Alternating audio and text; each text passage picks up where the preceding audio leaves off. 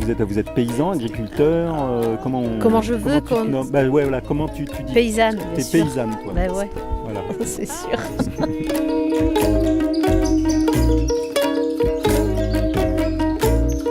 C'est de la salade au caca de lapin. Il y a que ça, quoi, là. Une spécialité cigaloise. Ça, t'as vu là ça, tu vois que c'est plus mouillé que ce que je t'ai montré tout à l'heure. Ça garde l'humidité. Ça garde bien l'humidité. C'est le terrain qui nous a appris comment il fallait qu'on travaille. Voilà, mais il a fallu vouloir l'accepter d'abord. Au départ, on s'est plutôt battu contre le terrain. Contre le terrain. C'est pour ça que maintenant il y a un petit peu la jungle en bas dessous. C'est parce qu'on change de façon de Vous travailler. avez appris. Mais c'est pas du n'importe quoi en fait. Oui, vous avez appris. C'est un sacré boulot aussi de travailler comme ça.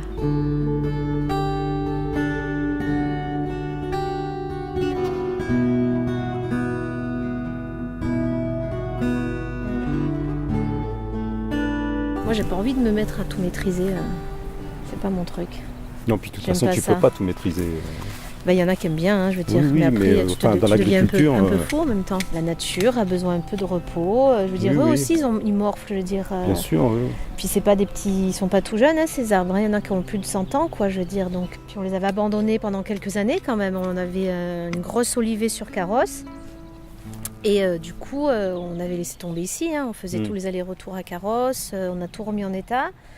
Et puis, le bail nous a été dénoncé, donc du coup, la mairie a voulu reprendre l'olivier. Et nous, on s'est dit, mais qu'est-ce qu'on va faire? Donc déjà, on a dû reprendre nos oliviers. Et puis, on s'est dit, et si on prenait des vaches?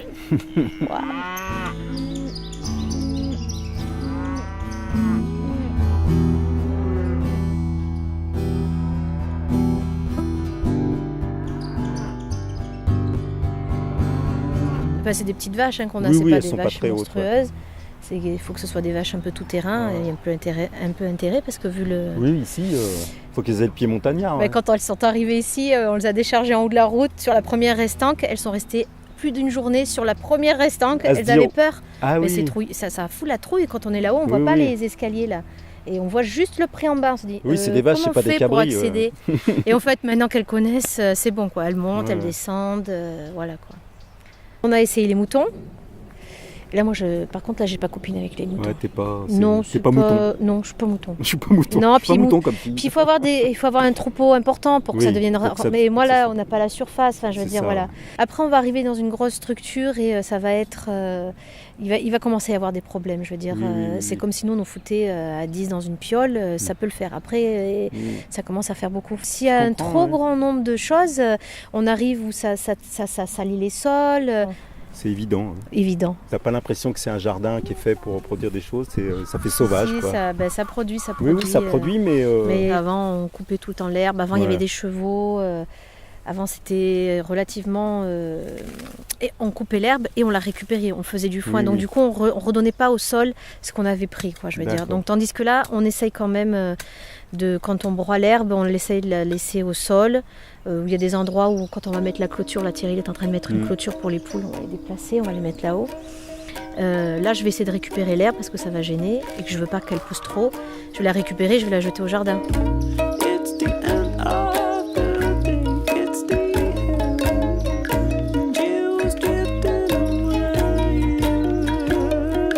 Agriculteur, paysan. Ouais. Toi, tu es apicultrice. Oui, apicultrice. Donc vous avez des ruches, combien? Oui, 150 à peu près. 150 ruches. On maintient difficilement 150, enfin entre 150 et 200. C'est pas beaucoup de ruches pour...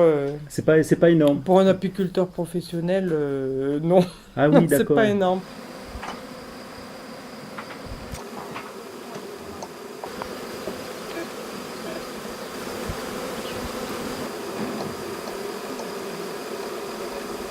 Quand on ouvre une ruche où elles sont installées, et que c'est orageux, elles peuvent être de moins bonne humeur.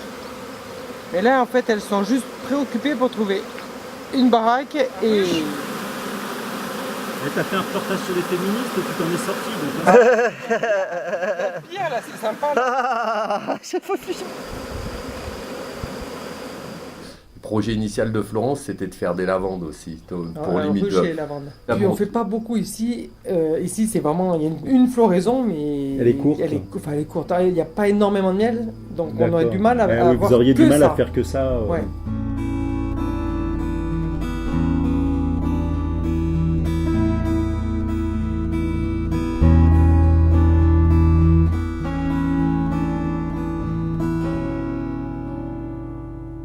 Pompon, lui, il se balade. Pompon il se balade et alors il est avec Migou, il y a beaucoup de complicité. Ah ouais. Des fois il lui saute dessus, parce D'accord. des fois il a très peur, quand il se rend compte que c'est pas un lapin, il part en courant. Et alors lui, il se balade, c'est le seul qui a le droit de... Mais il a été malade donc on l'avait mis à l'extérieur en espérant le sauver et il va très bien. Et là on n'a pas... Il est sauvé, mais du coup, il rentre plus. Un papa. Là c'est une maman avec ses petits qui vont bientôt changer de cage pour la laisser se reposer un peu et après hop repasser voir le papa. Tu vois, normalement il faudrait que ça soit quand elle vient de mettre bas, hop on la file au mâle, Ah hop ouais. comme ça dès qu'on l'enlève les petits, elle remet bas et ça on n'aime pas. Ah là, il y a les bébés. Attends, Ah oui, ça ils sont tombe tout petits. pas. Ceux-là. Oh, regarde celui-là, là. Il a vraiment la tête dans le cul, il est sorti hier soir. Il y en a une qui fait son nid, regarde. Ouais, non, fais ton nid, vas-y, prépare le terrain. Et après elle s'arrache tous les poils de dessous des mamelles en fait. Ah ouais. Pour faire un truc mi-doux, c'est d'une douceur. Notre grand challenge là, qui est démarré depuis l'année dernière, mais vu les conditions météo, on n'a rien pu faire pratiquement, c'est de passer en semi-direct, quoi. C'est-à-dire respect du sol, agriculture de conservation, plus de labour.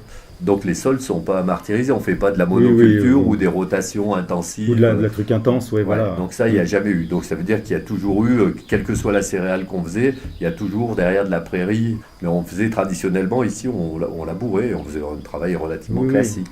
On cultive en général tout le temps en bande, et moi je trouve ça d'une tristesse quoi. Et du coup, j'ai eu envie de faire un mandala en plus. En bas, le jardin il est un peu triangulaire. Bon, c'était un peu chiant, hein, donc j'ai fait un mandala en cercle. T'es content de ton mandala apparemment. Ouais. C'est trop chouette. Je pense que ça va être productif. Regarde la tête des salades. Tu vois, voilà, on met du broyat, de la paille, les litières des lapins, de la vache. Donc ça fait qu'il y a une bonne épaisseur de litière là.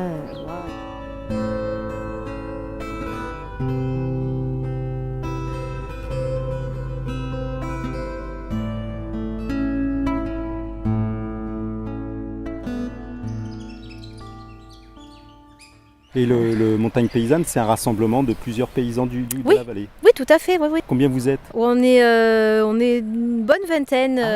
Ouais.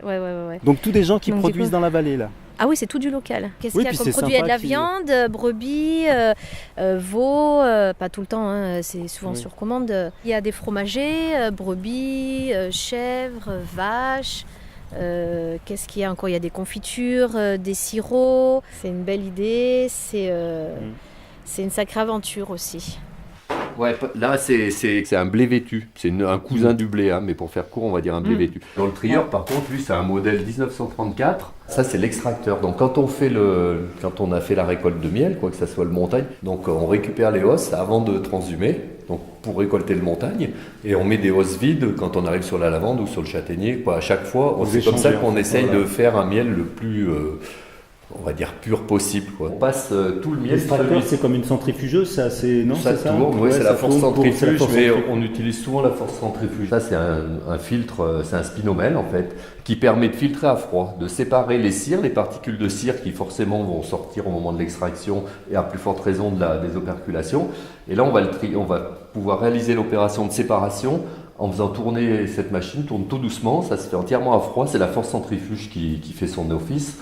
Le miel étant plus lourd, il est projeté à l'extérieur et la cire va rester. Nous, on a un peu on joue un peu là-dessus, c'est le fait de travailler uniquement à froid et de jamais chauffer le miel.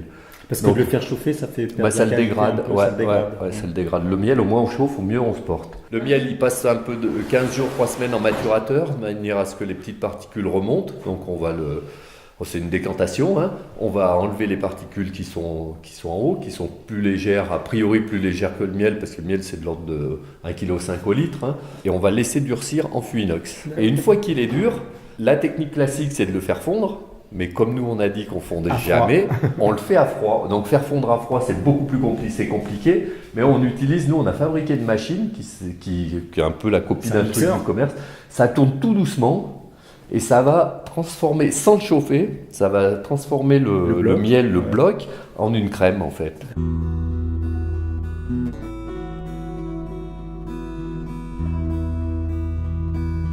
Alors les pigeons, on a eu un problème toujours avec cette même fouine. Là, on a passé un aime bien hiver, le pigeon. elle a aimé le lapin, le pigeon, elle a aimé aussi nous faire des nuits blanches parce qu'elle s'amusait dans notre toiture. D'abord, t'as la fouine qui est venue, mais après on a eu le tour des palombes. Comme on a démoli ça, Il y a eu l'autour des palombes qui venaient faire un carton. Ah, parce que les palombes, elles bouffent les pigeons? Quand elles ont rien d'autre à bouffer, oui, elles s'attaquent aux pigeons. D'accord. À chaque fois, on est mis à l'épreuve. La nature nous met à l'épreuve. Hein. Oui, c'est... Depuis qu'il y a la présence du loup. Ah voilà, c'est ce ouais. que nous disait Bernard, il y a des loups maintenant dans le Ouais. coin. Ouais. Et tous les voisins plus ou moins ont été attaqués. Et nous, on n'a pas de patou. Quand la pression des loups a commencé à s'accentuer, bien qu'on ait, je vous dis encore une fois, on n'a jamais eu d'attaque, mais quand on a été classé cercle 1, c'est-à-dire la zone où les loups sont présents de façon permanente, etc., elle ne voulait toujours pas de chien de protection. Et c'est un peu ridicule d'avoir 3 bergers autour de 90 moutons. Tu vois, ça ne le fait pas, quoi. Un berger, il garde 1000 moutons. Pour faire un bon chien de berger, il faut un bon berger. On nous l'a affilé tout dressé. Elle n'a qu'un problème, cette chienne, c'est qu'elle parle breton. C'est vrai, donc tu as appris le breton du coup. Bah, j'ai le lexique, là. Normalement, je l'ai sur moi. Ah, ils t'ont donné le mode d'emploi avec. Bah ouais, parce qu'il connaît viens, droite, gauche, ramène, assis, reste là, derrière, tout doux, pousse, passe devant, stop, cherche. Après, on a eu 2 naissances là, c'est bien comme ça, on a pu les boucler, hop, ça a été fait. Parce que l'autre jour, on en a eu un autre qui est né là-bas. Oui. Hop, on est arrivé vite, on a bouclé. Si tu le rates et qu'il a une journée, tu vois, qu'il est né dans la nuit, que tu le vois que le lendemain, le surlendemain, pour le boucler, va l'attraper. C'est quoi que t'appelles le bouclé? Pourquoi il faut leur donner un numéro. Ah, c'est ça le bouclé, je cherchais, je croyais l'enfermer, moi je dis. Moi je suis né dans le 9-3, on a l'habitude, là-bas on bouclait, mais c'est la police qui nous bouclait. Quand on travaille comme ça, je sais pas, mais oui. Il y a une douceur, je trouve, tu vois, dans le mouvement. C'est bête à dire peut-être, mais... Moi c'est du boulot tout ça quand même. C'est du boulot, tout ce qu'on fait, c'est du boulot. C'est De toute façon, voilà, c'est notre métier.